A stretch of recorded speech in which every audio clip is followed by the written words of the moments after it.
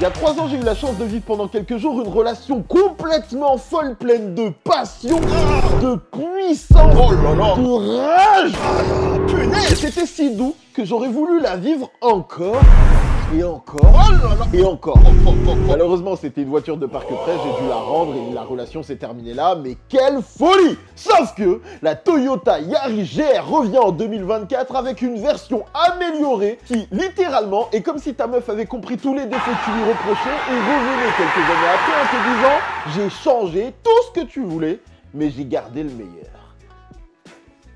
Il est vrai que sur le papier, on s'attendait déjà à voir le retour d'une Yaris GR, mais on s'attendait plus à la version qui traînait sur le Nürburgring en version plus bodybuildée qu'une version facelift qui vienne améliorer tout ce qui pouvait faire défaut sur l'ancienne Yaris GR en gardant le meilleur de ce qu'elle a à proposer. Et nous avons donc cette nouvelle génération qui gagne de la puissance, mais avant de parler du moteur, parlons du style parce que je dois le dire, une petite mise à jour très intelligente mais qui vient faire des modifications juste là où il faut. Évidemment nouvelle génération, donc on a une face avant qui a légèrement changé sans pour autant perdre la force de la Yaris GR, c'est-à-dire que regardez l'identité, clairement elle n'est pas perdue. Pour autant on a un nouveau bouclier qui a pour mission de laisser passer plus d'air et comme vous pouvez le voir en partie latérale du pare-choc, on perd les anti-brouillard pour vraiment laisser passer plus d'air. Et c'est vraiment ici qu'ils ont fait en sorte que le pare-choc soit en plusieurs pièces pour une réparabilité moins coûteuse et en même temps pour optimiser un petit peu le flux aérodynamique. Notamment avec cette petite découpe à l'avant du passage de roue qui laisse passer le flux d'air pour optimiser un petit peu l'aéro et le refroidissement. Sur le profil, on n'a pas grand chose qui change et j'en avais presque oublié à quel point cette voiture est parfaite. On n'a plus trop de 3 portes aujourd'hui les amis. Rappelez-vous et on peut le voir, le nouveau dessin du pare-choc lui donne un côté un petit peu plus agressif, même si je sais certains préféreront l'ancienne génération. Je trouve qu'ils ont fait la modification juste comme il faut pour que la nouvelle génération attise un petit peu la curiosité et l'envie d'acheter, sans pour autant mettre de côté trop violemment l'ancienne génération qui est encore un petit bijou. Les autres modifications, mes amis, sont évidemment à l'arrière, sur le popotin, et là c'est assez cool parce que, encore une fois, sans trop changer la Yaris GR, ils viennent lui apporter son petit lot de fraîcheur, et fraîcheur faite avec de l'intelligence, puisque ce qui a été modifié, c'est que le béquet en partie haute n'intègre plus le feu stop.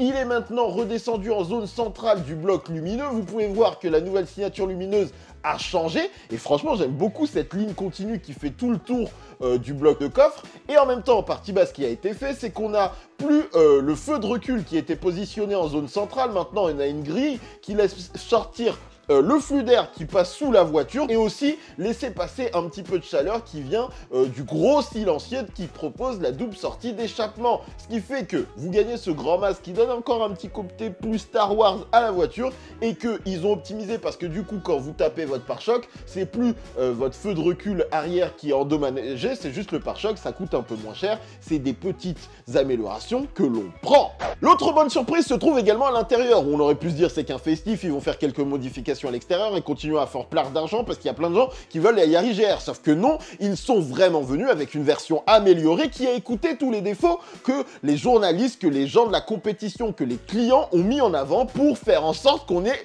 ce tableau de bord un peu particulier. On va revenir sur les causes et conséquences de tout ça. Ce qu'il faut noter, c'est qu'on a un nouvel écran particulièrement derrière le volant. Avant, on avait des compteurs classiques et un petit écran en zone centrale. Et grosso modo, ce que vous voyez là, c'est ce gros bloc qui a vraiment été pensé dans une logique de compétition avec une une accessibilité, une visibilité pour le conducteur qui soit optimale. C'est-à-dire que toute cette partie-là, en zone centrale, est tournée de 15 degrés en plus vers le conducteur pour vraiment faire en sorte que tu te sentes entouré par ton cockpit comme dans une voiture de compétition. Et en fait, un des gros défauts sur la phase 1 de la Yaris GR, c'était la visibilité à l'avant parce que on avait le tableau de bord d'une Toyota Yaris classique avec un grand écran qui déplaçait du tableau de bord, avec en plus une position de conduite, un siège qui était un peu trop haut. Globalement, il y avait une ergonomie pour le conducteur dans son installation à bord de la voiture qui n'était pas optimale. Ils ont tout changé. Le rétroviseur a été reculé, remonté sur le pare-brise pour être moins dans votre champ de de vision,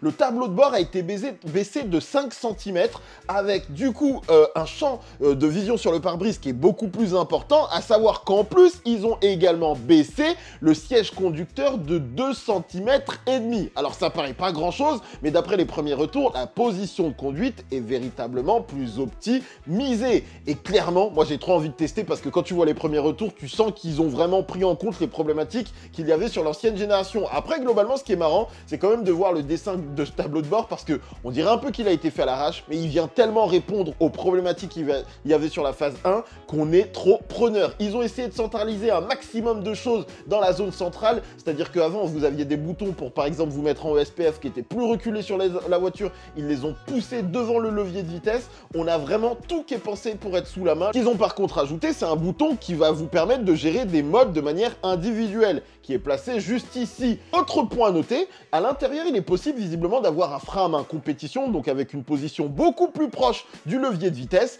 qui permettrait une conduite encore plus sportive, beaucoup plus énervée. Mais encore une fois, j'arrive pas à savoir si c'est une option qui sera disponible chez nous ou pas. Maintenant, on prend 3 secondes évidemment pour parler un petit peu motorisation. On est toujours sur un moteur 1,6 litre à 3 cylindres qui maintenant propose 280 chevaux, soit 19 de plus que la génération précédente ou la phase 1, c'est selon comment vous voulez vous placer. Et également en couple, on est à 390 Nm maintenant, soit 30 de plus que la phase 1.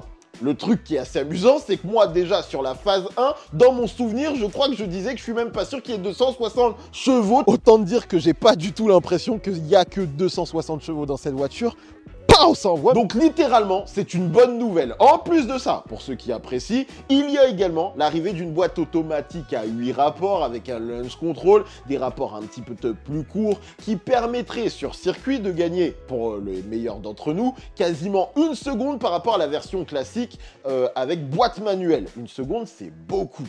Et là, la question que vous allez me poser, c'est mais du coup, est-ce qu'elle va venir en France compte tenu du malus, de la situation écologique du pays et à quel point on essaye de faire en sorte qu'il y ait de moins en moins de pollution?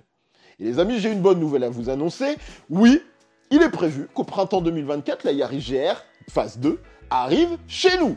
La problématique qu'on va avoir, c'est que en termes de tarifs, si mes souvenirs sont bons, je crois qu'on était à un peu moins de 40 000 € sur la phase 1 avec 186 grammes de CO2 émis. Le truc, c'est que si on regarde le malus 2024, ça voudrait dire que potentiellement, on est à 36 000 € de malus sur cette Yaris GR. À savoir que le moteur est plus puissant, que ce soit en puissance pure ou en couple. Et en plus de ça, ça veut aussi... Ce qui veut potentiellement dire qu'elle émet peut-être même un peu plus de CO2, même si ils sont bons, et donc on peut imaginer qu'on sera aux alentours de 186 grammes. 186 grammes, ça veut dire que globalement, on a une voiture qui avoisinerait, malus compris, les 80 000 €.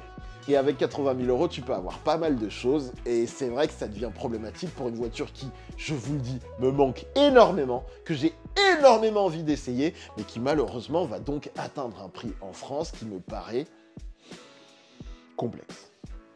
Très très complexe. Donc on va voir les allocations qui vont être faites. Et honnêtement, si vous avez le budget, achetez-la. Il n'y a même pas besoin de la tester. C'est honnêtement une des rares sportives que j'ai pu essayer ces dernières années et qui m'a vraiment donné envie de trouver les moyens de me l'acheter.